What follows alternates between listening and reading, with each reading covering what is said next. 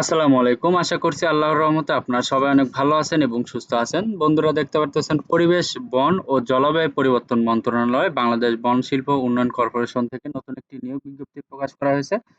তো এখানে দেখেন যে লেখা রয়েছে যে বাংলাদেশ বন শিল্প উন্নয়ন কর্পোরেশন নিম্নোক্ত শূন্য পদ সম অস্থায়ী ভিত্তিতে পূরণের নিমিত্তে সরাসরি নিয়োগের জন্য বাংলাদেশের স্থায়ী নাগরিকের নিকট হতে নিম্নলিখিত শর্তে অনলাইনে আবেদন করার জন্য আহ্বান করা যাচ্ছে। তো বন্ধুরা আপনারা এখানে মোট ১ থেকে ৬টি ক্যাটাগরিতে আবেদন করতে পারবেন। তো এখানে কিন্তু প্রত্যেকটা ক্যাটাগরিতে হিউজ পরিমাণ পদ রয়েছে।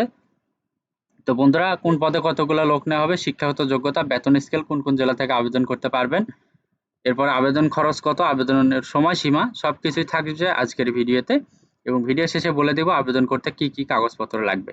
তো সবাই ধৈর্য ধরে ভিডিওটি প্রথম থেকে শেষ পর্যন্ত দেখতে থাকবেন। যদি আমার এই ভিডিওতে আপনি নতুন দর্শক হয়ে থাকেন আপনাকে অসংখ্য ধন্যবাদ আমার ভিডিওতে আসার জন্য এবং ভিডিওটি দেখার জন্য। যদি ভিডিওটি ভালো লাগে অবশ্যই লাইক, কমেন্ট এবং শেয়ার করবেন। পাশাপাশি আমার ইউটিউব চ্যানেল আনলিমিটেড জব ইনফোভিটি চ্যানেলটা অবশ্যই আপনারা সাবস্ক্রাইব করে রাখবেন। তো বন্ধুরা চলুন আজকের ভিডিওটি শুরু করা যাক। এখানে দেখতে পারতেছেন যে ১ নম্বর যে ক্যাটাগরি রয়েছে এটা হচ্ছে সহকারী হিসাব কর্মকর্তা। এখানে বেতন স্কেল ধরা হচ্ছে ১২,৫০০ থেকে ৩০,২৩০ টাকা। এখানে পদ সংখ্যা ধরা হচ্ছে ১৯ টি। তো শিক্ষাগত যোগ্যতা চেয়েছে এম.কম স্বীকৃত বিশ্ববিদ্যালয় হতে বাণিজ্য বিভাগে স্নাতকোত্তর অথবা ৩ বছরের অভিজ্ঞতা সমেত বিকম ডিগ্রি স্বীকৃত বিশ্ববিদ্যালয় হতে বাণিজ্য বিভাগে স্নাতক থাকতে হবে। এরপর ২ নম্বর হচ্ছে সহকারী মাঠ তত্ত্বাবধায়ক। এখানে বেতন স্কেল ১১,৩০০ থেকে ২৭,৩০০ টাকা। তো আপনারা এখানে মোট ৩৭টি পদে আবেদন করতে পারবেন। তো এখানে শিক্ষাগত যোগ্যতা দ্বিতীয় বিভাগে বিএসসি স্বীকৃত বিশ্ববিদ্যালয় হতে বিজ্ঞানে স্নাতক, বিএজি ডিগ্রি স্বীকৃত বিশ্ববিদ্যালয় হতে বিএসসি এজি ডিগ্রি থাকতে হবে। এরপরে ৩ নম্বর হচ্ছে উচ্চ বিভাগীয় সহকারী প্রশাসন। এখানে বেতন স্কেল ১০,২০০ থেকে ২৪,৬৮০। তো আপনারা এখানে মোট ১৪টি পদে আবেদন করতে পারবেন। এখানে শিক্ষাগত যোগ্যতা স্বীকৃত বিশ্ববিদ্যালয়তে স্নাতক ডিগ্রিধারী অভিজ্ঞতা থাকলে অগ্রাধিকার দেওয়া হবে। এরপর ৪ নম্বর হচ্ছে উচ্চ বিভাগীয় সহকারী হিসাব রক্ষক। এখানে বেতন স্কেল ধরা হচ্ছে ১০,২০০ থেকে ২৪,৬৮০। তো আপনারা এখানে মোট ১৫টি পদে আবেদন করতে পারবেন। এখানে শিক্ষাগত যোগ্যতা বিকম ডিগ্রি স্বীকৃত বিশ্ববিদ্যালয়তে বাণিজ্য বিভাগে স্নাতক অভিজ্ঞতা থাকলে অগ্রাধিকার দেওয়া হবে। এরপরে ৫ নম্বর হচ্ছে নিম্ন বিভাগীয় সহকারী কাম কম্পিউটার মুদ্রাক্ষরিক প্রশাসন। এখানে বেতন স্কেল ৯,৩০০ থেকে ২২,৪৯০। তো এখানে আপনারা মোট ১৪টি পদে আবেদন করতে পারবেন। শিক্ষাগত যোগ্যতা আছে ন্যূনতম এইচএসসি পাস থাকতে হবে। টাইপে প্রতি মিনিটে ইংরেজি এবং বাংলায় যথাক্রমে ৩০ ও ২০ শব্দের গতি থাকতে হবে। অভিজ্ঞ ব্যক্তিদের অগ্রাধিকার দেওয়া হবে। এরপর ৬ নম্বর দেখতে পারতেছেন নিম্ন বিভাগীয় সহকারী কাম কম্পিউটার মুদ্রাক্ষরিক হিসাব। এখানে বেতন স্কেল ৯,৩০০ থেকে ২২,৪৯০। তো এখানে আপনারা মোট ১৩টি পদে আবেদন করতে পারবেন। এখানে আপনার যোগ্যতা চেয়েছে টাইপে প্রতি মিনিটে ইংরেজি ও বাংলায় যথাক্রমে ৩০ ও ২০ শব্দের গতি সম্পন্ন হতে হবে। অবশ্যই এইচএসসি বাণিজ্য থাকতে হবে।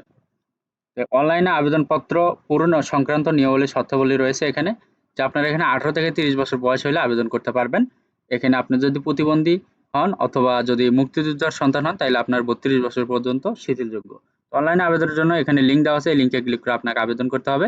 তো পরীক্ষার ফি পুরনো ফি আবেদনপত্র পুরনো ফি জমা দেওয়ার শুরুর তারিখ হচ্ছে ২৭ মে ২০২৪ সকাল ১০ ঘটিকা এবং অনলাইনে আবেদনের শেষ তারিখ হচ্ছে ১৩ জুন ২০২৪ বিকাল ৫ ঘটিকা।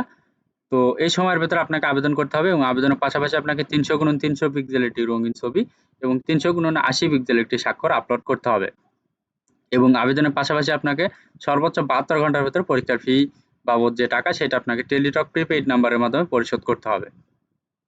তো এখন দেখেন যে আপনাকে কত টাকা ফি দিতে হবে, কোন ক্যাটাগরির জন্য কত টাকা। তো এখানে দেখতে পাচ্ছেন ১ এবং ২ নম্বর পদের জন্য আপনাকে ৩৩৫ টাকা ফি দিতে হবে, এটা অফারযোগ্য, এবং ৩ থেকে ৬ নম্বর ক্যাটাগরির জন্য আপনাকে ২২৩ টাকা ফি দিতে হবে।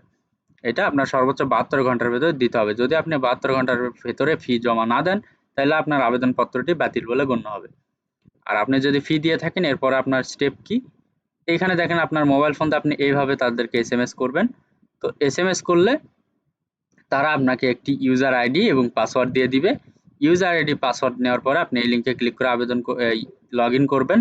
লগইন করার পরে আপনি ওখানে দেখতে পারবেন যে আপনার রোল নাম্বার, আপনার পদের নাম, ছবি, পরীক্ষার তারিখ, সময় ও স্থানের কেন্দ্রের নাম ইত্যাদি সম্বলিত একটি প্রবেশপত্র থাকবে। অবশ্যই সেটি ডাউনলোড পূর্বক রঙিন প্রিন্ট করে বের করে নেবেন।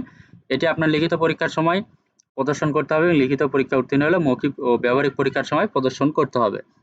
তো বন্ধুরা সবকিছু আপনারা ঠিকঠাক মতো করবেন। তো আপনাদেরকে এখন দেখাবো যে এখানে অনলাইনে আবেদনের জন্য আপনাকে কি কাগজপত্র লাগবে। তো এখানে দেখতে পারতেছেন যে আপনার শিক্ষাগত যোগ্যতা সম্পর্কিত সকল প্রকার মূল সাময়িক সনদপত্র লাগবে, জাতীয় পরিচয়পত্র লাগবে, প্রার্থী যে ইউনিয়ন পরিষদ বা চেয়ারম্যান বা পৌরসভার মেয়র কাউন্সিলর হোক সেখান থেকে আপনার নাগরিকত্ব সনদপত্র লাগবে।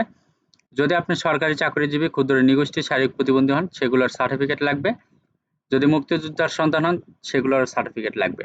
তো আবেদনে উল্লেখিত কোটা প্রমাণের যে সকল কাগজপত্র লাগবে সেগুলো আপনার দাখিল করতে হবে এবং আপনার ভোটার আইডি কার্ড, আপনার জন্ম নিবন্ধন এগুলো লাগবে এবং প্রথম শ্রেণীর গ্যাজেটেড কর্মকর্তা কর্তৃক সবকিছু স্বাক্ষরিত করতে হবে। তো আজকের ভিডিওটি এই পর্যন্তই। তো বন্ধুরা, যদি এখানে শিক্ষাগত যোগ্যতা মিলে আপনাদের, অবশ্যই আপনারা এখানে আবেদন করবেন। আর আপনারা এখানে যে সকল জেলা প্রার্থীগণ দরখাস্ত করতে পারবেন। তো এখানে রয়েছে যে মাদারীপুর, ময়মনসিংহ, নড়াইল, বরগুনা জেলা ব্যতীত, মাদারীপুর, ময়মনসিংহ, নড়াইল, বরগুনা জেলা ব্যতীত, মানে এই ৪টা জেলা ব্যতীত আপনারা বাংলাদেশের সকল জেলা থেকে আবেদন করতে পারবেন। ওকে? এই ৪টা জেলা ব্যতীত বাংলাদেশের সকল জেলা থেকে আবেদন করতে পারবেন। তো বন্ধুরা, যদি আপনাদের এখানে শিক্ষাগত যোগ্যতা মিলে, যদি ভালো লাগে তাহলে অবশ্যই আপনারা আবেদন করবেন এবং আমার এই ভিডিওটি যদি আপনাদের কাছে হেল্পফুল মনে হয়, যদি উপকৃত হতে পারেন, অবশ্যই আমার YouTube channel unlimited job info BD চ্যানেলটি অবশ্যই আপনারা সাবস্ক্রাইব করে রাখবেন নিত্য নতুন ভিডিও পেতে এবং ভিডিওটি অবশ্যই লাইক, কমেন্ট এবং শেয়ার করবেন যাতে আপনি দেখার পাশাপাশি আপনার বন্ধুরা বা আপনার রিলেটিভরা এখান থেকে উপকৃত হতে পারে। তো সবার জন্য অনেক অনেক শুভকামনা। সবাই ভালো থাকবেন, সুস্থ থাকবেন। আল্লাহ হাফেজ। দেখা হচ্ছে নতুন কোনো ভিডিওতে। Thanks for watching. Please like, share, subscribe.